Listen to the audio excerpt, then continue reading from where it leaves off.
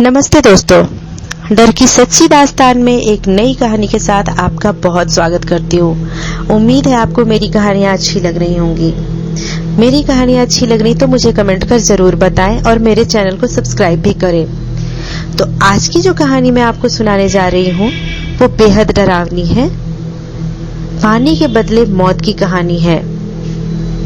यह कहानी पानी पर आधारित है। आज से बहुत साल पहले की बात है। दोस्तों, आपने सुना ही होगा कि रात के समय में पानी पास रखकर सोना चाहिए। एक गांव का नाम सुल्तानगंज था, जहां 10 साल से पानी का अकाल पड़ा था और पानी के लिए 5 किलोमीटर जाना पड़ता था। एक दिन एक सरोज नाम का लड़का अपने दोस्तों के साथ पानी भरने के लिए गया। गर्मी का दिन था और धूप भी बहुत तेज चमक रही थी। सरोज और उसके दोस्त रास्ते में पैदल चलते चलते थक गए और एक पेड़ के नीचे बैठ गए। तभी उनमें से एक लड़का उसी गांव का एक किस्सा सुनाने लगा। पिछले साल पानी की वजह से एक औरत का बच्चा रो रहा था और वो काफी बीमार था, इसलिए वो पानी मांगने हमारे गांव में आई, लेकिन किसी ने उसे पानी नहीं दिया। जब वो निराश होकर वापस लौट रही थी तो रास्ते में उसे ठाकुर के घर पर पानी दिखा, तो उसने बिना पूछे पानी लेने की कोशिश की।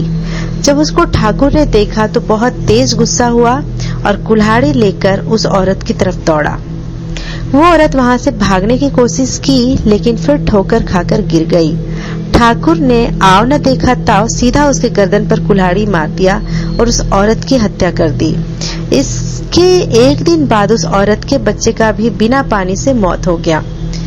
कुछ दिनों बाद पता चला कि उसी कुल्हाड़ी से ठाकुर को भी किसी ने मार दिया और धीरे धीरे उसके पूरे परिवार को किसी अनजानी शक्ति ने मौत के घाट उतार दिया। यह कहानी सुनने के बाद सरोज जल्दी से पानी लेकर अपने घर वापस जा रहा था। शाम हो गई थी और थोड़ा थोड़ा अंधेरा हो गया था। तभी उसके सामने एक छोटा लड़का आया और उससे पानी मांगने लगा। इतनी दूर से पानी लाने के बाद वह काफी थक गया था और उसकी सांसें भी फूल रही थी। उसने ध्यान नहीं दिया और वह गुस्से में बोला, नहीं दूंगा पानी, जा भाग यहाँ से। और वो लड़का रोता हुआ चला गया। रात हुई। सरोज खाना खाकर अपने कमरे में गया। तभी थोड़ी देर में एक औरत उसे दिखाई दी। वो अचानक उठा और देखा तो उसके सामने कोई भी नहीं था। फिर उसने सोचा कि शायद कोई बुरा सपना होगा और फिर सो गया। फिर रात के लगभग 2 बजे के करीब पेशाब करने के लिए अपने घर से बाहर गया और जैसे ही वो पेशाब करने के लिए बैठा, उसे पानी का शब्द सुनाई दिया। ऐसा लगा कि कोई छोटा बच्चा उससे पानी मांग रहा है। उसने सोचा कि कोई बगल के घर से आवाज आई होगी और वो नजरअंदाज करके वापस अपने कमरे में जाने लगा। तभी फिर उसे दोबारा वही आवाज सुनाई दिया, पानी।